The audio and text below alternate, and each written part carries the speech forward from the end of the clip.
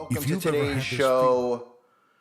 The Simpsons are always in the spotlight when events happen in the world because The Simpsons are constantly showing you what's going to happen in the future. This is how predictive programming works. Unfortunately, we live amongst such zombies that they actually think that The Simpsons are predicting these things, when in reality, they're telling you in advance. It's how sigil magic works, but people do not want to realize that. They still are not suspicious, whether it be the event that happened on the 11th of that September or many other things that we've seen The Simpsons predict. Now we have the situation with Russia and Ukraine being referenced in The Simpsons in 2011. I'll show you the clip in a second. Multiple times referencing this situation, also referencing the refugee situation that's going on in Ukraine and having Little Ukraine featured in Springfield, which is where The Simpsons takes place. And you also have in the same episode Homer Simpson where it says, "Don't do this." And you could see the image of a nuclear threat. Well, sir, treason season started early this year as a nuclear sub was hijacked by local man Homer Simpson. The Soviet Union will be pleased to offer amnesty to your wayward vassal. Yes, that's what we wanted you to think.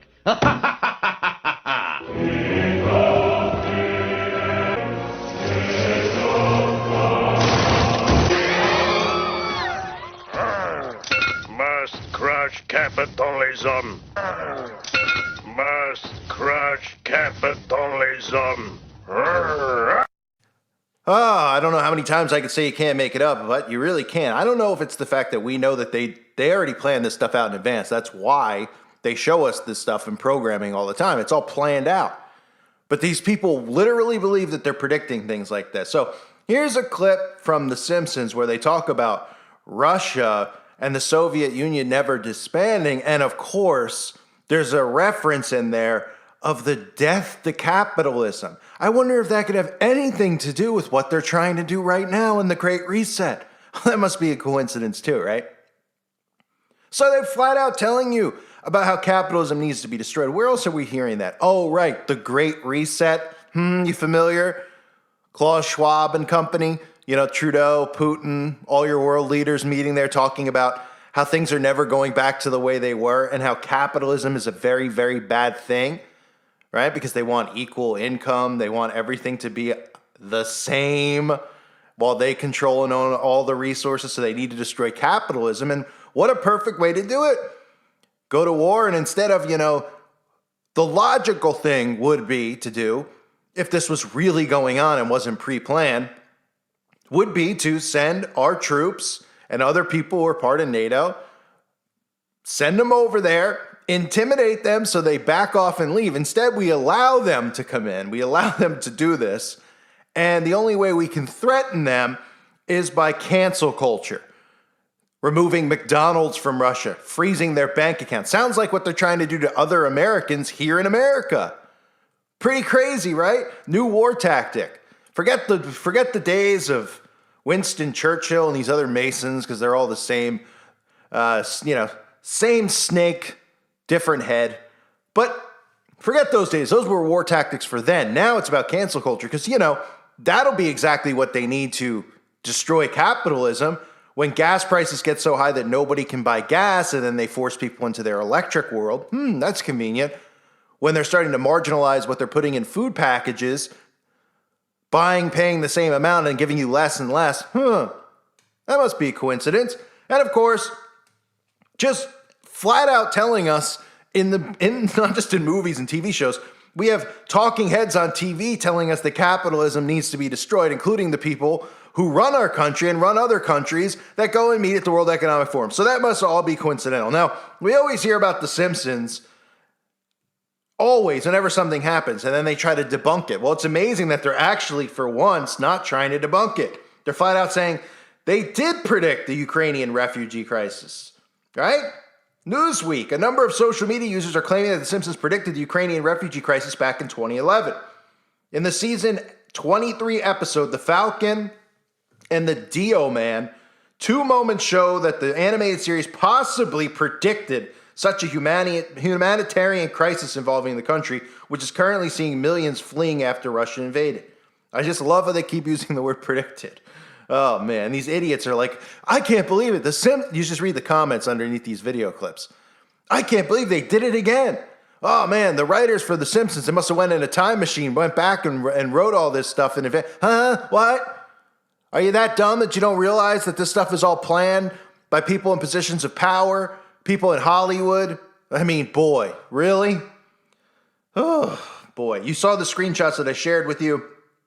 The episode shows the cityscape of a rundown neighborhood in Springfield named Little Ukraine. While later in the episode, a poster of the atomic bomb explosion with the caption, "Don't do this," is shown hanging in a locker. Newsweek can verify these moments do indeed occur in the episodes with the respective timestamps of 1026 and 1702.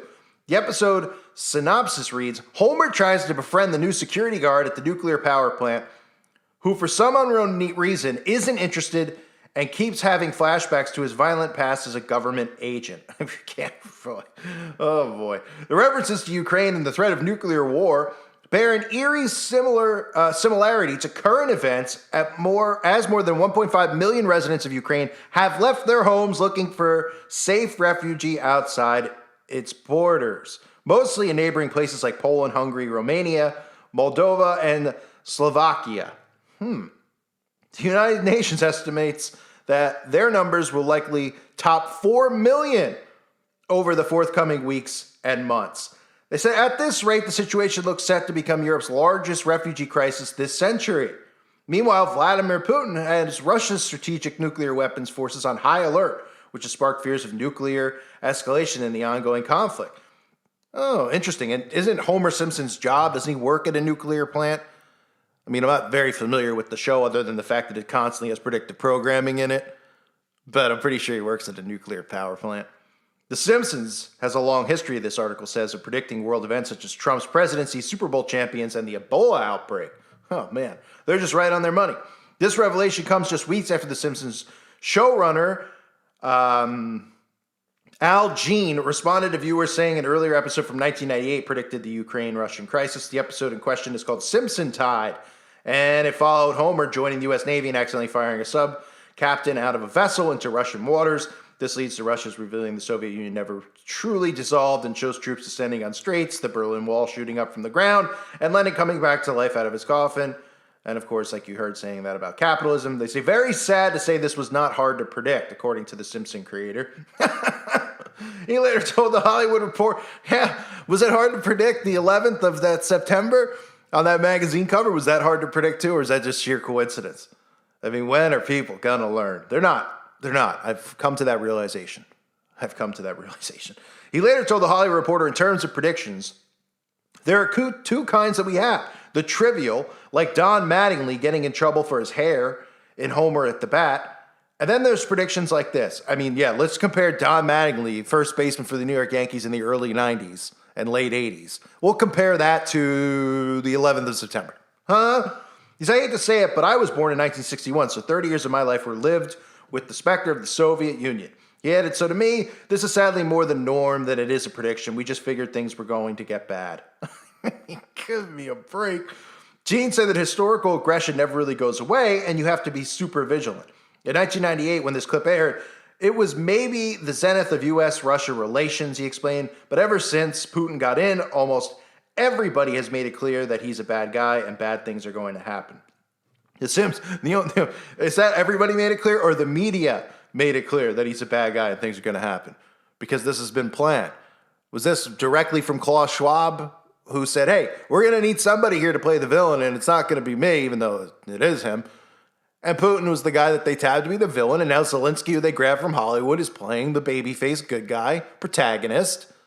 Of course, he loves bagels, and, the rest is history. The Simpsons creators have also released a commissioned image of the show's family showing solidarity with Ukraine in their war over Russia. Of course, they have. I mean, ladies and gentlemen, what more do people need to see? Seriously. I mean, fine. You want to say, well, there's always been conflict with Russia and Ukraine. All right. There's been conflict. Tie in the capitalism thing, because that's the thing that no one will talk about. is all the other stuff going on. All you hear is like, oh, high gas prices, and they crack jokes about it. You know, the late night hosts. Oh, people are complaining about gas. People are complaining about gas because they see inflation and they see the destruction of the economy being done on purpose by our own government. That's why people are complaining about it. And yeah, there's some people that are having a tough time going to work and living their lives because of what you're doing with gas. But this is all part of a sinister plan. A plan that's been in the works for a long time. And The Simpsons tell you, and all these things and shows and constantly are showing you predictive programming. But I guess it's just a prediction, right? How many more do they need to show us to make it a predict? You know, I mean, you want to just have them. I mean, is this Nostradamus here or The Simpsons? Right? A show that's been on the air for what, 40 years, 30? It's been on since the 90s. I don't know the exact number. You know how hard it is for a show to stay on the air for that long, let alone still be making new episodes? I mean, it's one thing to have reruns like Seinfeld. It's another thing where they're still making new episodes. Oh, yeah, you don't think that? Is it because they're extremely high ratings? I don't know anyone does people still watch The Simpsons at this point? You know, I know they made Family Guy popular for predictive programming as well. But there's a reason it's still on the air and they're still pumping out predictive programming, aka what they call predictions.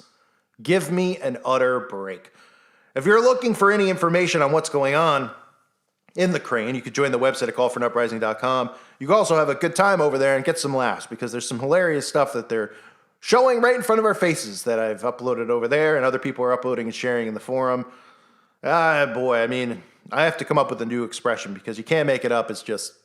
It's too cliche at this point because it's so unbelievable how much they're doing right in front of our faces right now that we live amongst people that don't see it.